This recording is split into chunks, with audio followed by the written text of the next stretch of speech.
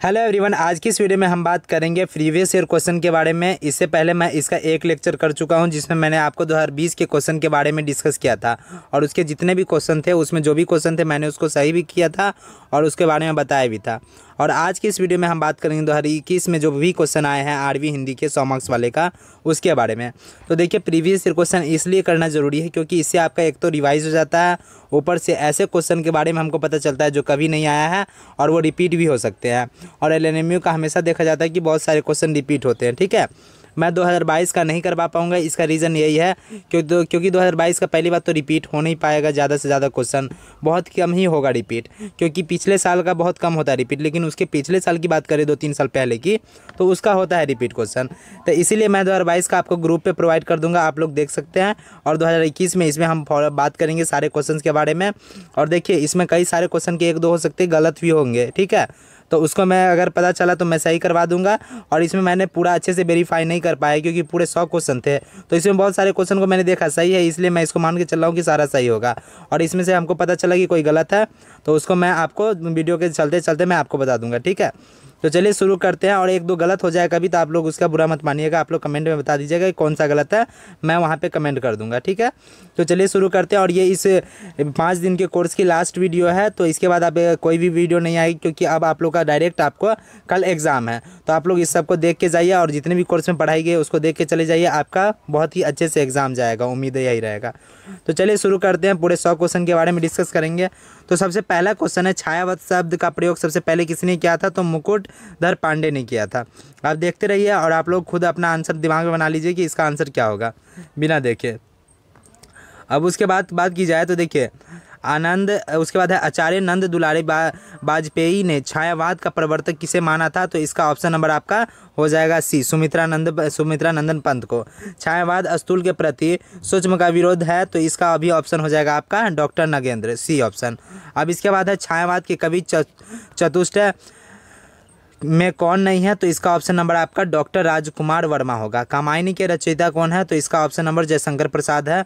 और इसके बाद है अरुण यह मधुमेह देश हमारा किसकी पंक्ति है? तो ये आपका आंसर हो जाएगा, इसका डी ऑप्शन हो जाएगा, जयशंकर प्रसाद की पंक्ति है। अब उसके बाद बात की जाए तो घी की कचौड़ी किस कविता से संबंध है? तो आपका हो जाएगा वो गरम पकौड़ी जो कविता है उसके क्योंकि गरम पकौड़ी है तो इसलिए इसका ऑप्शन हो जाएगा डी, घी की कचौड़ी किस कविता से संबंध है? तो गरम पकौड़ी से। अब दो प्रेमी है यहाँ जब बड़े साँझ आला गाता है, किस पंक्ति की पंक्ति है? तो देखिए, ये पंक्ति है आपकी गीत अगीत की। अब उसके बाद है प्रगतिशील, यहाँ पे प्रगतिशील लेखक संघ की स्थापना कब हुई? तो ये हुई थी 1935 में, इसको आप याद रखिएगा। मार्क्सवादी जीवन दर्शन के साहित्य अभिव्यक्ति किस काल के नाम से जानी जाती है? तो ये आपका हो जाएगा प्रगतिवाद से। अब देखिए, इसका आपका आंसर तो कंफर्म पता होगा कि राष्ट्र कवि किसे कहा जाता है, तो ये पता नहीं है तो फिर क्या पढ़े आप। इसका ऑप्शन हो जाएगा राष्ट्र कवि का दिनकर है। अब इनमें कौन प्रयोगवादी कवि है? तो इसमें आपका आंसर हो जाएगा आपका केदारनाथ अग्रवाल जो है वो एक प्रयोगवादी कवि है। और इसके बाद आप बात कर रहे हैं उर्वशी के लेखक कौन है? तो उर्वशी के लेखक है दिनकर जी, जिसके लिए इसको पुरस्कार भी दिया गया था। ठीक है, तो आपका ये सी ऑप्शन सही है। अब कमायनी में श्रद्धा किसका प्रतीक है? कमायनी में श्रद्धा किसका है? तो हृदय का प्रतीक होता है। अब कमायनी को मानवता का रचनात्मक इतिहास किसने कहा? तो यह ऑप्शन हो जाएगा डॉक्टर नंद दुलारे वाजपेयी, आचार्य नंद दुलारे वाजपेयी। अब उसके बाद बात की जाए तो यहाँ प्रेम और सौंदर्य का कवि किस छायावादी कवि को माना जाता है? तो इसका ऑप्शन नंबर ए हो जाएगा प्रसाद जी को। अब यहाँ पे जयशंकर प्रसाद को। और उसके बाद है हरिजन गाथा किसकी कविता है? तो हरिजन गाथा आपकी हो जाएगी नागार्जुन जी की कविता है, तो इसका ऑप्शन नंबर डी सही हो जाएगा। अब रामधारी सिंह दिनकर जीवन काल क्या रहा था? तो इसके जन्म मृत्यु के बारे में बताया था, तो इसका ऑप्शन नंबर क्या हो जाएगा आपका सी सही हो जाएगा। अब उसके बाद है वैद्यनाथ मिश्र किस कवि का दूसरा नाम है? तो वैद्यनाथ मिश्र, मैंने आपको बताया था कि वैद्यनाथ मिश्र किसको जाना जाता है? तो नागार्जुन को जाना जाता है। अब उसके बाद बात की जाए तो ओ चिंता की पहली रेखा है किस रचना की पंक्ति है? तो ओ चिंता की पहली रेखा किस रचना की पंक्ति है? तो वो कामायनी की पंक्ति है।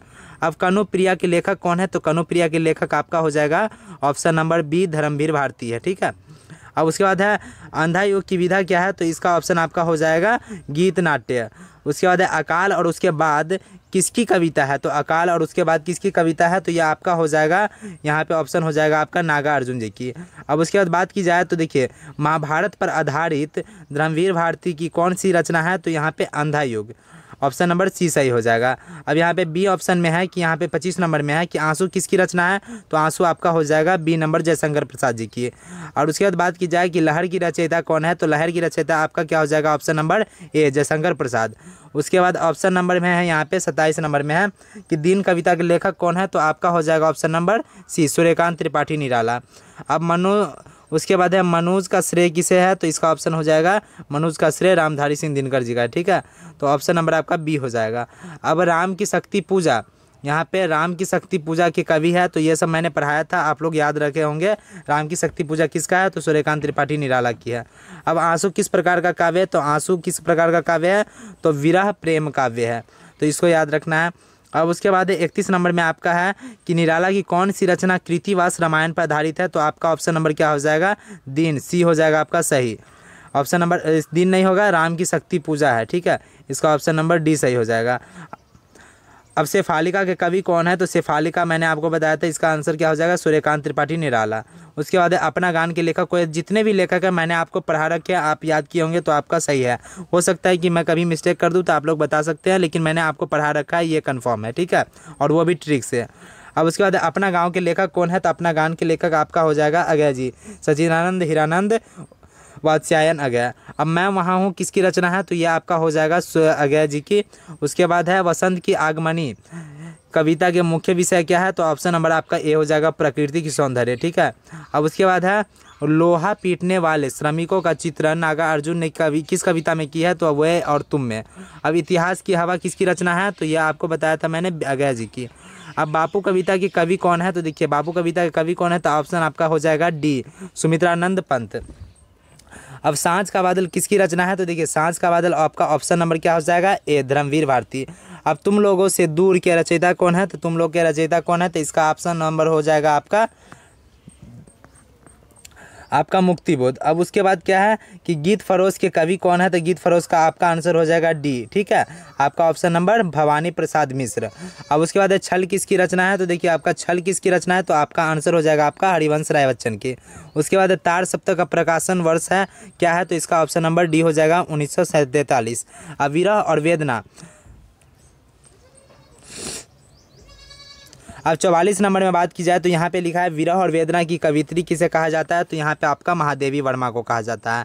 अब मेरे दीपक किसकी रचना है, तो मेरे दीपक के बारे में मैंने बताया था, इसका ऑप्शन नंबर हो जाएगा महादेवी वर्मा, आपका डी ऑप्शन नंबर सही होगा। अब उसके बाद है तुम गादो के रचयिता कौन है, तो तुम गादो के रचयिता कौन है, तो option number D Harivansh Rai Bachchan.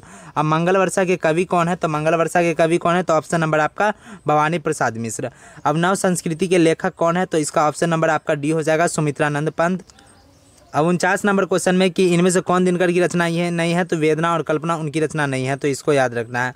अब उसके बाद क्या है कि इनमें से यहाँ पे है इनमें से कौन हरिवंश राय बच्चन की रचना नहीं है, तो यहाँ पे आपका हो जाएगा सुंदर सी गांठ। अब अयारी रोशनी किसकी रचना है, तो यहाँ पे हो जाएगा आपका मुक्तिबोध, ठीक है। अब उसके बाद अब यहाँ पे है कि अवे शून्य वे गुलाब किसी पंक्ति है, तो इसका आंसर हो जाएगा आपका निराला जी की। और यहाँ पे है टेसू निकले मुकुल के गुच्छे गदराए किसकी पंक्ति है, तो इसका ऑप्शन नंबर हो जाएगा आपका यहाँ पे बी नागार्जुन की, ठीक है। अब उसके बाद है वीरा का जलप्रपात, यहाँ पे वीरा, अब यहाँ देखिए 54 नंबर में है वीरा का जल जात जीवन किसी पंक्ति है, तो यह हो जाएगा आपका महादेवी वर्मा की। इनमें से कौन संक्षेपण का दूसरा नाम नहीं है, तो इसका नाम हो जाएगा आपका निबंध लेखन, संक्षेपण का दूसरा नाम नहीं है। अब संक्षेपण प्रक्रिया का पहला कदम क्या है, तो इसका ऑप्शन नंबर आपका ए हो जाएगा मूल अंश पढ़ना, ठीक है, पहला कदम। उसके बाद संक्षेपण में कितनी शब्द संख्या रखी जाती है, तो 1/3 रखी जाती है, मैं बता रखा हूँ। अब उसके बाद यहाँ पे ऑप्शन है यहाँ पे किसकी संक्षिप्त कथन को विस्तार पूर्वक लिखना क्या कहलाता है, किसी विस्तार पूर्वक लिखना आपका हो जाता है पल्लवन, ठीक है। अब उसके बाद क्या है यहाँ पे पल्लवन के विपरीत से क्या है, तो इसका ऑप्शन नंबर आपका संक्षेपण क्या है, संक्षेपण, क्योंकि पल्लवन में बहुत लॉन्ग में लिखी जाती है और संक्षेपण में बहुत शॉर्ट में लिखी जाती है, ठीक है। अब इसके बाद बात की जाए यहाँ पे 60 नंबर की, तो यहाँ पे हो जाएगा नोटिंग किसका दूसरा नाम है, तो यहाँ पे हो जाएगा आपका नोटिंग का दूसरा नाम टिप्पण होता है, ठीक है। अब यहाँ पे इनमें से कौन टिप्पण का भेद नहीं नहीं है तो आपका हो जाएगा डी। डी में कल्पनात्मक टिप्पण। अब उसके बाद है प्रारूपण का अन्य नामों इनमें से कौन नहीं है, तो इसका ऑप्शन नंबर हो जाएगा आपका प्रारूपण का कौन नाम है, तो इसमें हो जाएगा आपका संक्षेपण। आपका ऑप्शन नंबर सी सही होगा, ठीक है। अब प्रारूपण का प्रयोग कहाँ किया जाता है, तो प्रारूपण का प्रयोग कहाँ किया जाता है, तो कार्यालय में किया जाता है, बाजार और चित्रकला में थोड़ी किया जाएगा, तो यहाँ पे है कार्यालय में। अब ड्राफ्टिंग को हिंदी में क्या कहते हैं, तो उसका ऑप्शन हो जाएगा आप ड्राफ्टिंग। ड्राफ्टिंग करना क्या हो जाएगा, प्रारूपण करना। अब ट्रांसलेशन को हिंदी में क्या कहते हैं, तो ट्रांसलेशन को अनुवाद कहते हैं, आप लोग को पता होगा। अनुवाद एक शिल्प है, यह कथन किसका है, तो यह है इसका आंसर आपका न्यूमार्क का है, ठीक है। अब इसके बाद है इनमें से कौन अनुवाद किसका प्रकार है, तो इसका ऑप्शन नंबर हो जाएगा इसका अनुवाद किसका प्रकार नहीं है, तो शब्द अनुवाद यहाँ प्रारूपण इसका प्रकार नहीं है।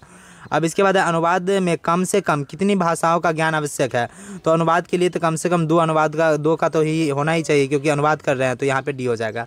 अब एजेंट क्या होता है, एजेंट का मैंने बताया था इसके पहले लेक्चर में कि अभिकर्ता होता है।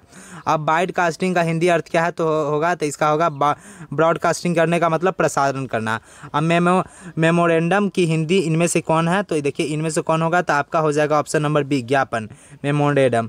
उसके बाद वैलिडिटी, वैलिडिटी का मतलब होता है आपका मान्यता, कितने दिनों की मान्यता है।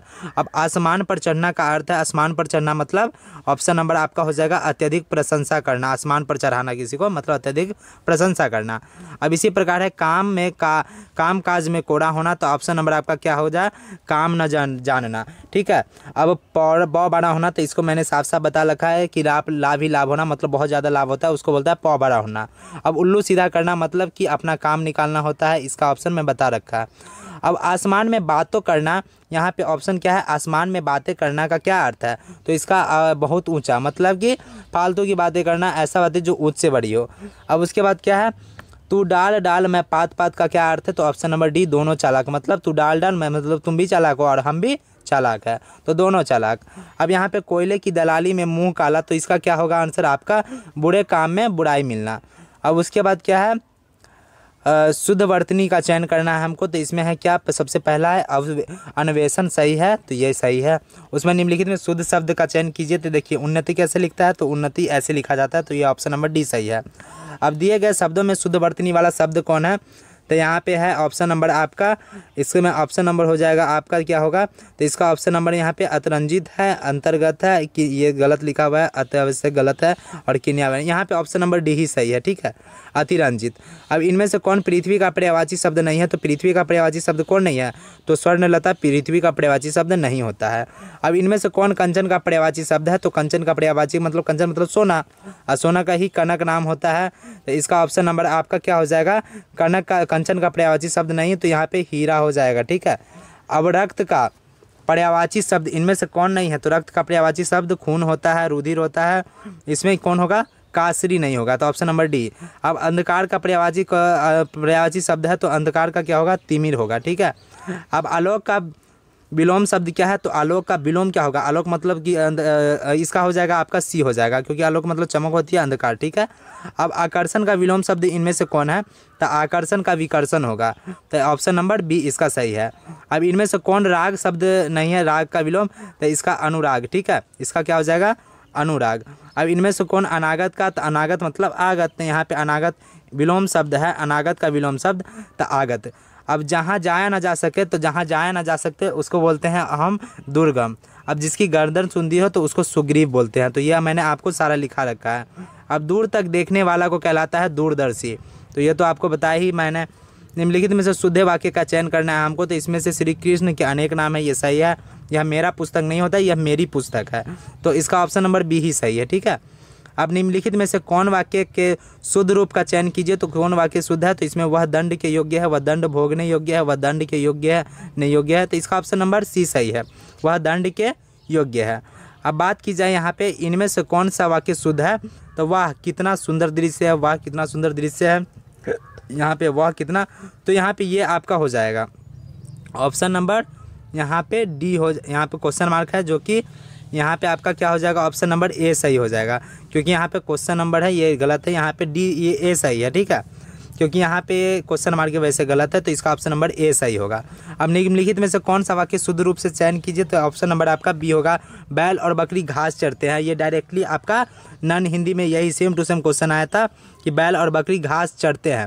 देखिए बैल है और बकरी है, गाय घास चरती लिखेंगे तो वो भी गड़बड़ है, और घास चरता है तो भी गलत है, तो इसीलिए घास चरते हैं, तो ये सही होगा। अब दीर्घ का विलोम क्या होगा, तो दीर्घ का अल्प होगा। श्री गणेश का देखिए यहाँ पे एक और है कि यहाँ पे श्री गणेश का क्या होगा, तो श्री अति होता है, तो इसका ऑप्शन नंबर सी सही होगा। और निम्नलिखित में से ये बिल्कुल सही है। और निम्नलिखित में कौन सा विकल्प किरण का पर्यायवाची नहीं है, तो देखिए किरण का पर्यायवाची कौन नहीं होता, तो तरंग। तो देखिए मैंने सारा का सारा पूरे के पूरे मैं बता चुका हूँ 100 क्वेश्चन। अब इसके साथ आप डायरेक्टली आप आंसर वहाँ पे जाइए और एग्ज़ाम देखिए। आई होप आपका पूरा एग्ज़ाम बहुत ही अच्छा जाएगा। आपको बेस्ट ऑफ लक, क्योंकि मैंने पढ़ा दिया था 5 दिनों का कोर्स में, उससे बाहर नहीं जाएगा। और कम से कम आपका 70 to 80% कम से कम आपका सही हो गया। अगर अच्छे से किए होंगे तो कम से कम 80 नंबर तो आ ही जाएगा, ठीक है। तो इसमें उम्मीद रहेगी आप लोग का पूरा क्वेश्चन। मैंने 5 दिन का कोर्स का वादा किया था, मैंने अपना वादा पूरा किया। मैं बोला था कि 5 दिन में आपको पूरा कंप्रेस करके सारा कुछ पढ़ा दूंगा, और सारा लेक्चर भी हो चुका है। तो इसलिए मैंने अपना वादा पूरा किया, और आप लोग के लिए यही उम्मीद रहेगी कि आप लोग का एग्ज़ाम बहुत ही अच्छा जाए। उसके लिए बेस्ट विशेष इंग मिथिला के तरफ से और मेरी तरफ से। तो एग्ज़ाम देके आइए और बताइएगा कि आप लोग का एग्ज़ाम कैसा गया है। तो इसी के साथ मस्त रहिए, व्यस्त रहिए, मिलते हैं नेक्स्ट वीडियो में।